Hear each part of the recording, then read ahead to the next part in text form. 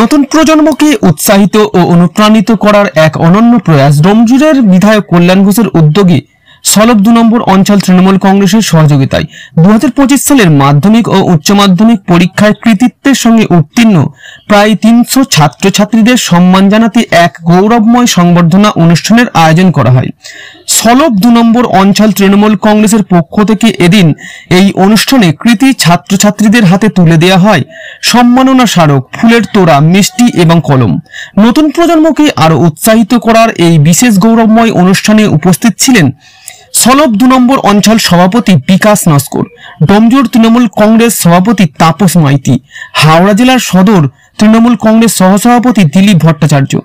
ডোমজুড় তৃণমূল কংগ্রেস সহসভাপতি সৌরভ চট্টোপাধ্যায়, ডোমজুড় কেন্দ্রের তৃণমূল কংগ্রেসের যুব সভাপতি নুরাজ মোল্লা এবং সলভ ২ নম্বর অঞ্চল প্রধান শেখ জাহাঙ্গীর। এবং আজকের অনুষ্ঠানের সভাপতি সলভ অঞ্চল তৃণমূল কংগ্রেসের ২ নম্বরের সভাপতি বিকাশ নস্কর, মঞ্চভূমিষ্ঠ ডোমজুড় কেন্দ্র তৃণমূল কংগ্রেসের সভাপতি ভাই তাপস মাইতি, হাওড়া জেলা তৃণমূল সদর সহসভাপতি ভাই দিলীপ ভট্টাচার্য, ডোমজুড় কেন্দ্র তৃণমূল কংগ্রেসের সহসভাপতি সৌরভ চট্টোপাধ্যায়, ডোমজুড় কেন্দ্র তৃণমূল কংগ্রেস যুব সভাপতি ভাই নুরাজ মোল্লা, জহির মাইনি ডোমজুড়ের সভাপতি ভাই মনোজ নস্কর, গ্রাম পঞ্চায়েতের প্রধান শেখ জাহাঙ্গীর, এই অঞ্চলের মহিলা তৃণমূল কংগ্রেসের সভানেত্রী মুনমুন দাস, এই অঞ্চলের যুব তৃণমূল কংগ্রেসের সভাপতি ভাই সারফারাজ, এই অঞ্চলে আইটিপিসির সভাপতি বাদল সর্দার, উপস্থিত আমার স্নেহের ছাত্রছাত্রীরা, অভিভাবক অভিভাবকবৃন্দ, সমস্ত গ্রাম পঞ্চায়েতের সদস্যা, পঞ্চায়েত সমিতির সদস্য, অঞ্চল থেকে আরম্ভ করে পথচলতি মানুষ, ব্যবসায়ীবৃন্দ এবং আজকে